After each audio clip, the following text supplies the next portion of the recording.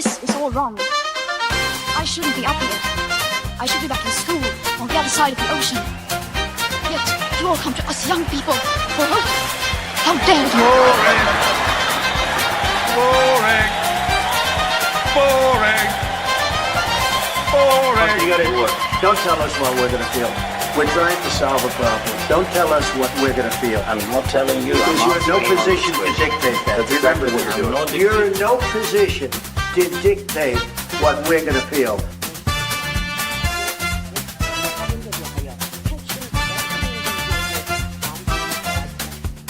I call again for immediate ceasefire in Gaza, the return of the sausages, the hostages.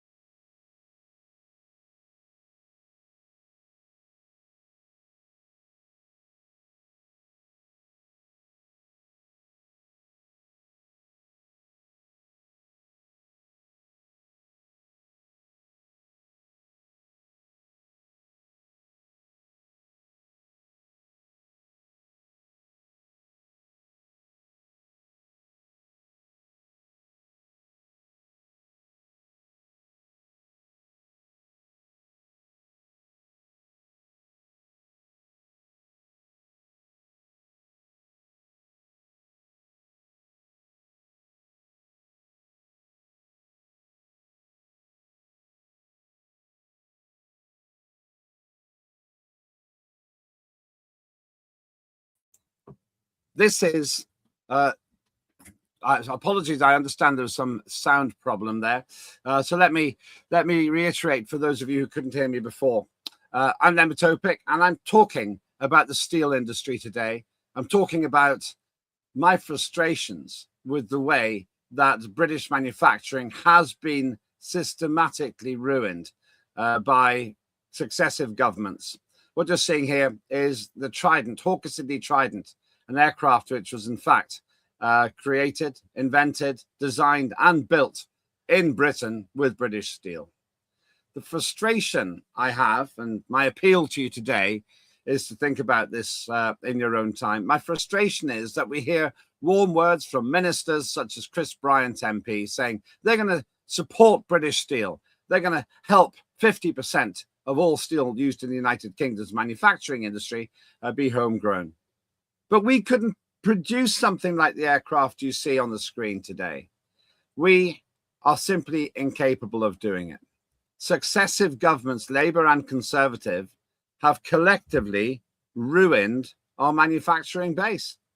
what you're seeing there is a design from half a century ago, a time when Britain really was able to make things and to make them fly and to sell them all over the world. We were selling these aircraft to China. I'll come back to China in a minute. I'll point out why this is somewhat ironic. We were able to lead the world because we knew how to make things, and we also knew how to power our manufacturing industry. That was with coal, with gas, and with oil. Now, let's come to the present day. We've got ministers who are saying they're going to try to help resuscitate the British steel industry. They're going to help our manufacturing industry. How? How can we do that whenever we have priced ourselves out of the market? Let me give you another example of one of the great creations of the 1960s. And I mentioned the 60s because that really was the halcyon time, I think, for British manufacturing in the 50s and 60s. You may have heard of a ship, the QE2, the second. This was launched in 1967, almost half a century ago, having been built in the British shipyard and launched by the British monarch. This ship was one of the finest designs ever created. It wasn't a cruise ship, it was an ocean liner, capable of surviving just about any weather. This QE2, the Queen Elizabeth II, was in fact also a ship to experience a 95-foot wave, a 30-meter wave, and get through it. This was Britain at its proud and ambitious best. This was Britain when we could actually make things, and more than anything, we could sell our wares and our reputation all over the world. The pride with which Britain created these things is writ large in the faces of the makers. And the pride with which the Queen launched this ship was really iconic of a better era. We had steel, we had ambition, we had a shipbuilding industry, we had an aviation industry, and we had a government that wasn't concerned about global warming. Now let's come to the present day. What you're looking at there simply couldn't happen anymore. Britain doesn't have the ambition to launch a ship like this or even build one. We've got hand-wringing politicians terrified of the idea that in some way, if we start doing things like building this, there's going to be some terrible catastrophe, that we're going to wreck the climate. Well, in actual fact, the reality is nothing of the sort. I'll come to some of the comments in a minute, but my proposition is that because we have worshipped at the false idol of climate emergency, none of this could happen today. A couple of thanks to Clamoy and also Wacky Dog. Yeah, I realized because of what you said that some of you weren't getting the sound. I think we recycled the system, so thanks for that. But I won't be silenced when it comes to warning us about the madness of our current administration. Let's look at one of the messages from Keir Starmer some years ago. Congratulations to the climate campaigners. There is no more important challenge than a climate emergency. That's why I voted against Heathrow expansion. He's proud, the Prime Minister today is proud of the fact that he opposed the expansion of Heathrow Airport.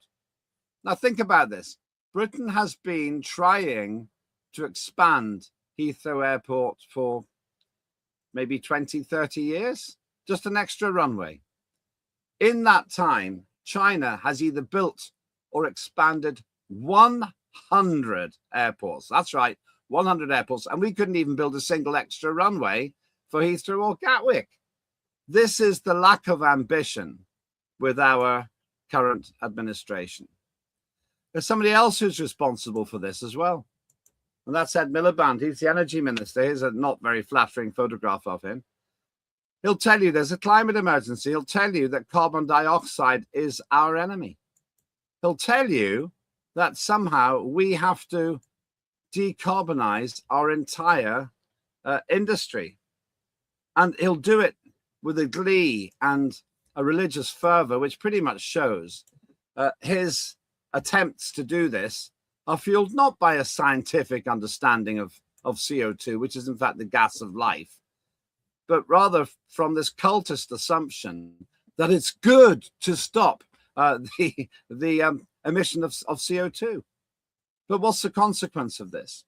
And here's my main point. The consequence isn't that we've reduced our carbon dioxide emissions. It's that we've reduced our carbon dioxide emissions in this country. All we've really done is export our manufacturing primarily to China. Is China worried about CO2? No. Here's one of their power stations. They're happy to build more and more coal-fired power stations in order to power their industry, in order to make the things we used to make. So instead of buying the Trident 3 aircraft I showed you before, and China was a significant purchaser of that aircraft, we're buying everything from them. Now, CO2 doesn't stay in China just because it's made in China. Carbon dioxide just mixes freely in the entire atmosphere. Luckily, it's not an enemy of ours. It might give a slight warming effect, which is a small benefit, but by and large, it doesn't do much at all, and there's very little of it in the atmosphere in the first place. But what it means is they happily pump out gas, oil, and coal-fired emissions while making the things we used to make. Now, people like Chris Bryant, the MP, the minister who's proudly proclaiming he's going to try and help the steel industry, seem to ignore this fact. They seem to ignore the fact that even if you have coal and solar, you actually have to have something which will replace that power when there isn't any in the system. So fundamentally, my argument is this: far from doing something which is clever, we've simply exported our carbon dioxide, we've exported our manufacturing, and worst of all, we've exported all the things that made Britain great. So I watch and listen to government ministers, and I watch the Prime Minister happily going on and on and on about how important it is for us to rebuild manufacturing. But what they're doing is the exact opposite. Keir Starmer claims to have some special relationship with the American president. I'm pretty sure we can all concede that's not really working out too well anymore. But while Trump has junked the climate nonsense, Starmer carries on peddling it together with his sidekick, Ed Miliband. I was incidentally slightly worried that Robert Jenrick, who used to be a Conservative but now has joined Reform UK, said live on a television interview this week, if you're watching it live, that there's every reason to cut carbon dioxide emissions. Why? I need to understand what Jenrick's talking about. Maybe he doesn't realize that Reform UK wants to junk net zero. I think he needs to kind of check the copybook there from his new party.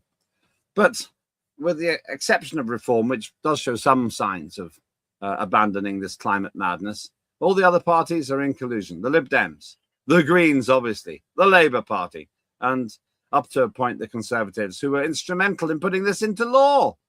Let's not forget it. The Tories are also culpable here. So here's my appeal. Here's my request. First to the politicians and then to you. To the politicians, look at the science. There is no reason to cut carbon dioxide. And if you do, and if that's your intention, don't pretend you can restore British steel, because you can't. It'll all be artificial. Putting tariffs on foreign steel to make it more expensive instead of taking tariffs off energy to make it cheaper is just about the stupidest energy policy I've ever heard. So don't do that. Just accept that carbon dioxide is our friend. It's the gas of life. It's what plants eat. And then the plants grow and we eat the plants and everything works fine. Stop the climate nonsense. Then there's a chance we might be able to recover some of our manufacturing industry. And to you, the voter, and you, the viewer, I have an even simpler appeal. Don't vote for anybody who's got this kind of attitude. Don't vote for anybody who's telling you that climate requires the reduction of carbon dioxide. It's at 0.04% of the atmosphere as it is. Did you know that? Instead, vote for people who say there is no climate emergency, but there is a manufacturing one. There is no CO2 demon sneaking about invisibly in the atmosphere, but there are political ignoramuses in Parliament hiking up the cost of energy and then turning out to be surprised when our manufacturing is ruined. Ladies and gentlemen, this is a time for cool heads, not hot environmental policies. This is a time to really reduce our energy policies, and the manufacturing will follow. I'll make one prediction. If we don't do that, whatever the subsidies and messing around and hand-wringing and fiddling about we do, as long as the curse of the fake climate crisis hangs like an albatross around the neck of British economics and manufacturing, we haven't got a hope of recovering anything like what we had before. So make a choice. When you meet a politician, ask them this question: do you believe there's a climate crisis? If they say yes, don't vote for them. If they say no, then ask how they will help to end this madness. Chris Bryant, I've known you for decades. Look at the science, my friend. And instead of making it more expensive to import steel, make it cheaper to have energy here. Apologies for the sound problem at the beginning. I think it is fixed now. Thank you for bearing with it. But thank you for paying attention to what I hope is the voice of common sense, and that is this station of ours, Unprecedented TV, which will tolerate people claiming there's a climate emergency, but will always challenge weak thinking where we see it. Don't forget to like and subscribe to hopefully a very vocal station, Unprecedented TV. That's at Unprecedented TV on YouTube. And please continue the engagement with me on X as well. I welcome what you say. And thank you to those who pointed out the sound. Thanks to Wacky Dog and Clamoy. My team fixed it as soon as they saw your messages. So I'm Lembit Öpik. That was Lembit Öpik Live here on Unprecedented TV. Have a good day. And as you breathe in, enjoy the wonder that is carbon dioxide.